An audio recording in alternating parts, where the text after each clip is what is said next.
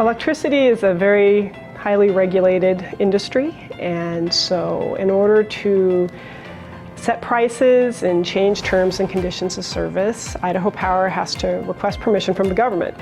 And I'm their attorney that helps them do that before the Oregon and Idaho Public Utilities Commissions.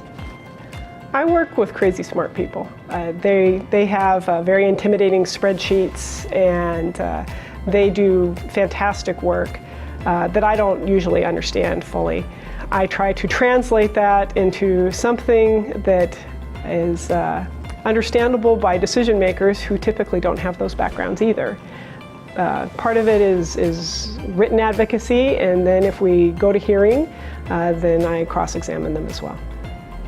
You know, I'm a third generation NNU student, and I always enjoyed the camaraderie of people and students at the school, but I really enjoyed my time with Dr. Shaw, political science, Karen Balow, in some of the business classes, Noel Morgan, teaching Spanish, and Kevin Dennis taught an excellent writing class that I still use today.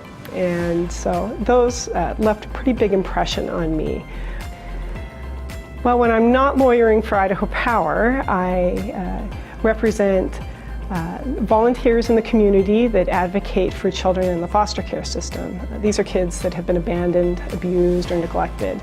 And they're really the voice for these kids. They do investigations for the judges that oversee these cases and make recommendations about where they should be placed or what services they need while they're wards of the state. And so I have several cases at a time where I do that, and I serve on the board of the local organization, the nonprofit that oversees. And then I serve on a couple of state boards, a governor's task force and a Supreme Court Child Protection Committee, working on some policy level initiatives and trying to make sure that we're meeting the needs of that vulnerable population. When I think of the phrase NNU is here for good, I think of positive change in our communities and how NNU helps us determine and identify what our gifts and talents are and how best we can use them to make positive change in our communities. And that's not necessarily being a preacher or being a teacher. You can be a corporate attorney who just happens to enjoy arguing for those that don't have a voice. One thing that I hope that never changes about NNU is the on-campus experience.